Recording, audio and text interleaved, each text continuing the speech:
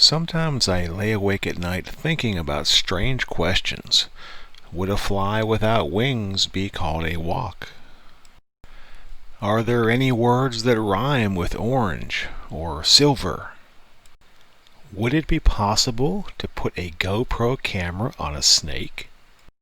Well, I don't know the answers to the first two questions, but stick around and we'll see if we can actually get a snake to wear a GoPro camera. I don't know what's going to happen, but it's going to be awesome. So where to begin? Well, I guess the first thing is to meet my helpers for our little experiment. We've got Baby, a 2-year-old gray rat snake. We've got Fluffy, a 10-year-old black king snake. We've got Ivory, a 12-foot-long albino boa constrictor.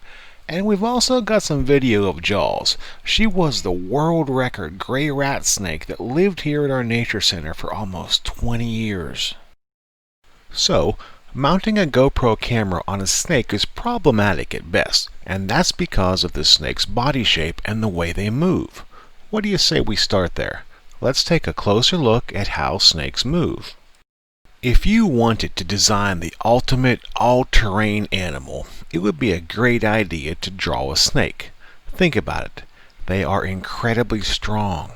They're covered with a protective layer of scales, and they can navigate obstacles like a ninja.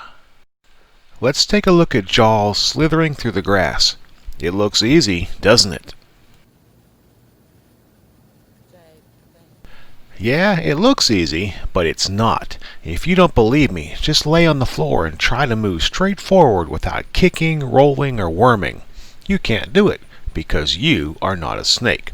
Snakes have specialized scales along the belly, and using these scales in combination with weight distribution and muscular contractions can propel the snake through almost any environment. About the only surface they have difficulty with is something extremely smooth like glass. Alright, we've seen a snake moving through the grass, but now it's time to get wet. So let's head to the pool. Snakes are excellent swimmers, even snakes that live in the desert. Let's watch Fluffy as she takes a dip in the pool. Notice how her body curves back and forth. With each bend, she's pushing against the resistance of the water, and that makes her go forward. So our snakes have conquered the grass and the water. Let's see if they can overcome a vertical environment like a tree.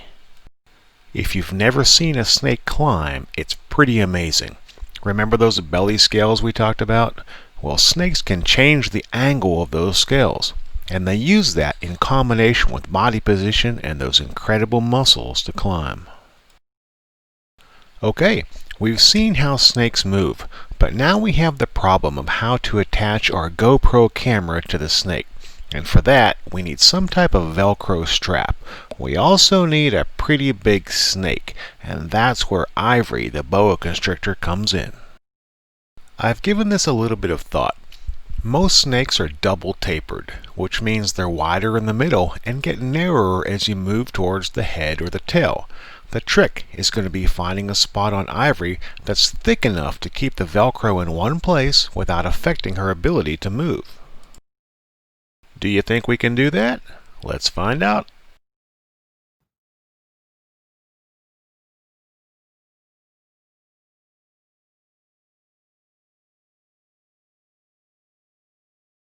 And there you have it. Quite possibly the world's first GoPro on a snake. Let's take a look at some of the footage.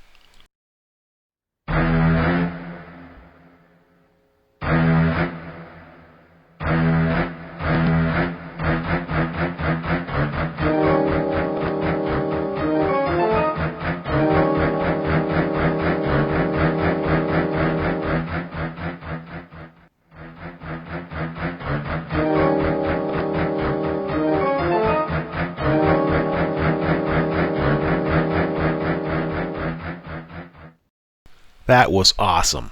Make sure that you subscribe to this channel for more amazing videos, and thank you for watching Walking on the Wild Side with the Crazy Critter Guy.